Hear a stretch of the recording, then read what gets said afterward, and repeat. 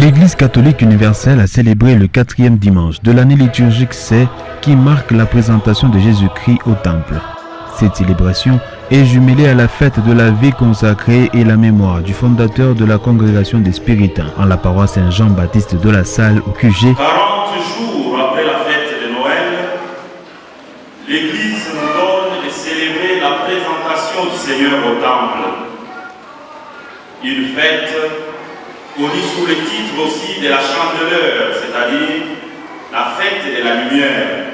Aujourd'hui, nous célébrons également, comme nous l'avons entendu au début de cette célébration eucharistique, la journée de la vie consacrée, une initiative du Saint-Pape Jean-Paul II, depuis 1997, qui voulait mettre en lumière l'engagement des hommes et des femmes qui se sont consacrés dans la vie religieuse de manière très particulière. Une autre raison de notre joie aujourd'hui, d'une manière très particulière, nous, Spiritains, nous commémorons aujourd'hui le jour où notre deuxième fondateur est entré dans le ciel. La commémoration a été effective.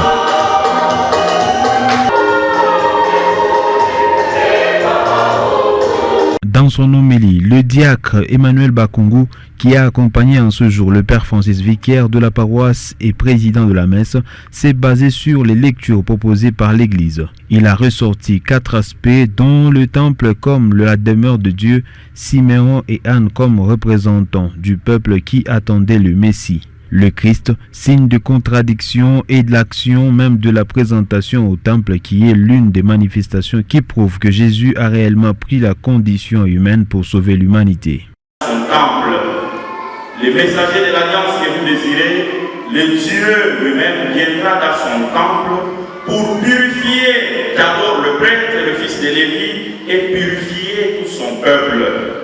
Que le Seigneur lui-même, notre maître, a été prophétisé comme signe de contradiction. Et chaque fois que cela arrivera, souvenons-nous que nous sommes signes de contradiction parce que le Seigneur est avec nous, parce qu'il est avec nous. Et alors, nous allons vaincre et nous allons traverser ces difficultés. 4e aspect, et qui est le tout dernier, l'action même de la présentation du Seigneur au temple.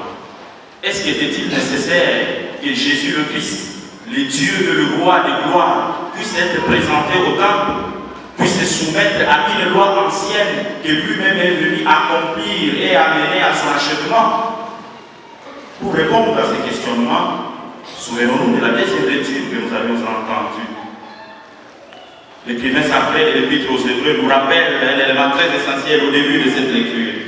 Puisque les hommes sont nés de la chair et du sang, il fallait que le Christ lui aussi rejoigne notre condition. Voilà encore ce Dieu qui vient à notre rencontre.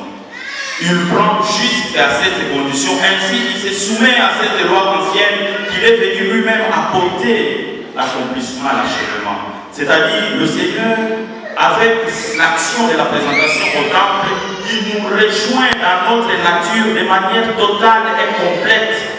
Il rejoint totalement notre nature. Avant de donner la bénédiction finale, le célébrant de la 3e messe de ce premier dimanche du mois de février n'a pas manqué de demander au peuple de Dieu de prier pour la paix dans l'est de la République démocratique du Congo, tout en pensant particulièrement aux victimes de cette guerre.